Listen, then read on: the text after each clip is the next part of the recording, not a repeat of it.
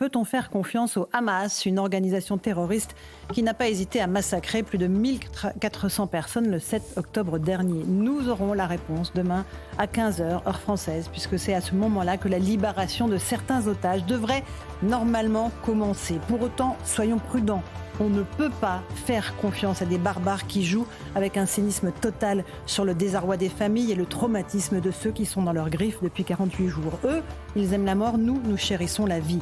Il faut que cette négociation aboutisse et que soient libérées ces 50 femmes et enfants. Il faut que cette trêve humanitaire soit respectée. Mais il ne faut pas manier autre chose que la force avec les terroristes, la force de la part de l'État d'Israël qui mène, faut-il le rappeler, une lutte existentielle pour sa survie. La force dans la réponse de nos démocraties face à la montée de l'antisémitisme. La force de notre colère aussi face à l'absence de réaction des associations féministes après que des centaines de femmes aient été violées, torturées, kidnappées ou brûlées vives le 7 octobre. Visiblement, le fait que ces femmes-là aient été juives leur pose un problème. Nous le savons hélas trop bien, il y a de bonnes et de mauvaises victimes. Honte à ces féministes de pacotille qui déshonorent leur cause.